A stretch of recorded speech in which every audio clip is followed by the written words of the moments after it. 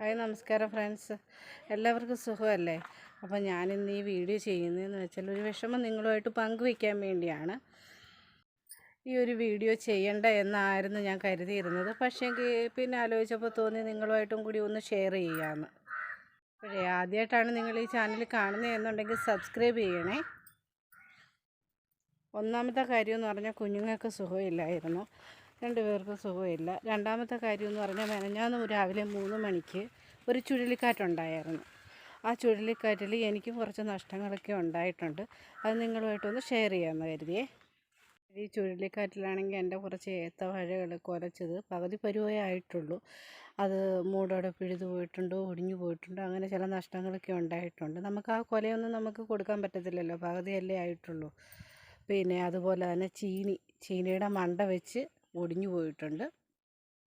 ചെറുപയറൊക്കെ നമ്മൾ നട്ടിട്ടുണ്ടായിരുന്നു, അതെല്ലാം ചാഞ്ഞ് മറിഞ്ഞു പോയായിരുന്നു.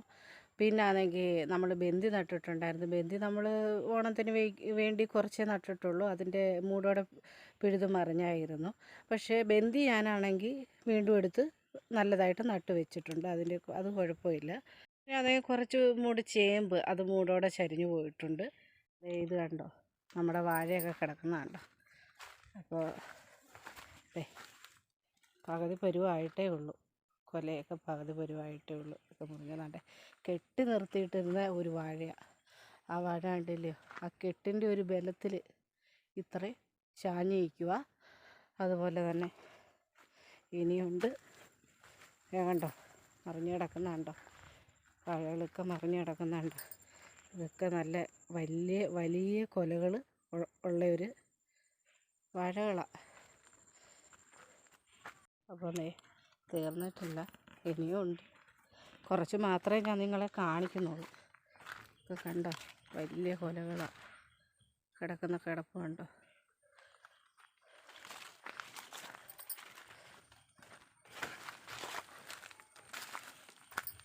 കണ്ടോ, ഇതൊരു കൊച്ചു കൊലയാണ്. അതെ, ഞാലിപ്പൂവന 2 കൊലയുണ്ട്. ഇതൊന്നും ഇനിയിപ്പം ഫലമായിട്ട് കിട്ടത്തില്ല നമുക്ക്. ഒരു വാഴ മൂട് കൊണ്ട് മറിഞ്ഞു പോയി ഇരിക്കുന്നുണ്ടോ. ഫ്രണ്ട്സ്, വാഴയിനത്തിൽ ഏത്തവാഴ മാത്രമല്ല, ഞാലിപ്പൂവിനും പാളാന്തോണിനും എല്ലാം ഇതേപോലെ തന്നെയാണ് അവസ്ഥ.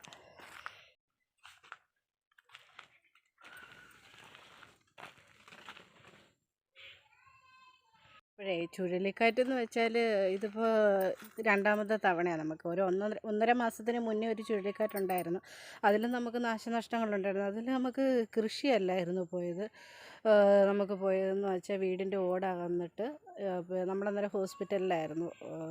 ചേട്ടായിക്ക് സുഖമില്ലാതെ ഹോസ്പിറ്റലിൽ അഡ്മിറ്റായിരുന്നു. ആ സമയത്ത് വീടിൻ്റെ ഓട് കാറ്റത്ത് അകന്ന് ടി വിയുടെ മണ്ടയിലോട്ട് വെള്ളമെല്ലാം കൂടെ വീണ് ടി വി എല്ലാം അടിച്ചു പോവുകയും അതുപോലെ തന്നെ ബാത്റൂമിൻ്റെ ടാങ്ക് ഇടിഞ്ഞ് താഴുകയും പിന്നെ അത് വേറെ നമുക്ക് ചെയ്യേണ്ടിയൊക്കെ വന്ന് അതിൻ്റെ ഒരു ഇത് കഴിഞ്ഞപ്പോഴത്തേക്ക് ഇതേ അടുത്തതായി. വളരെയധികം വിഷമമുണ്ട്. പിന്നെ എൻ്റെ അടുത്ത് പലരും പറഞ്ഞിട്ടുണ്ടായിരുന്നു പയർ പൂക്കുമ്പോൾ അതിൻ്റെ ഒരു വീഡിയോ ഇടണേന്ന്. അപ്പോൾ പയറിൻ്റെ വിളവെടുപ്പിന് വീഡിയോ ഇടുക എന്നുള്ളതായിരുന്നു ഞാൻ നമ്മുടെ വീഡിയോയിൽ പറഞ്ഞിട്ടുള്ളത്. അപ്പം പലരും എനിക്ക് വാട്സപ്പ് വഴി മെസ്സേജ് അയച്ച് പറഞ്ഞിട്ടുണ്ടായിരുന്നു പയറിൻ്റെ പിന്നെ പൂക്കുമ്പോഴുള്ള ഒരു വീഡിയോ ഇടണേന്ന് പറഞ്ഞിട്ടുണ്ടായിരുന്നു. എന്ത് ചെയ്യാനാ, കാറ്റത്ത് അത് പണപൊരിയായിരുന്നു നമ്മൾ നട്ടിരുന്നത്. അത് 1-ാം പാടായിട്ട് കിടപ്പുണ്ടല്ല. ഇനി വള്ളിയൊക്കെ വലിച്ച് കെട്ടി ഇതിനെ പ്രത്യേകം വേർതിരിച്ചൊക്കെ എടുക്കണം, എങ്കിലേ രക്ഷയുള്ളൂ. അങ്ങോട്ടും ഇങ്ങോട്ടും ചരിഞ്ഞ് മറിഞ്ഞിട്ടുണ്ട്. ഇപ്പോൾ ഈ വെയിലത്ത് നമുക്കത് കറക്റ്റാക്കാൻ പറ്റത്തില്ല. കാര്യം ഇതിൻ്റെ മൂടിന് എന്തെങ്കിലും പറ്റിക്കഴിഞ്ഞാൽ പിന്നെ അത് മൂടോടെ ഉണങ്ങിപ്പോവും.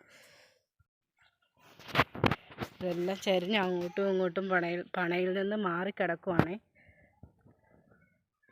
പയറെല്ലാം കായ്ച്ചു തുടങ്ങിയായിരുന്നു, മൊത്തത്തിൽ കായ്ച്ചു തുടങ്ങിയായിരുന്നു.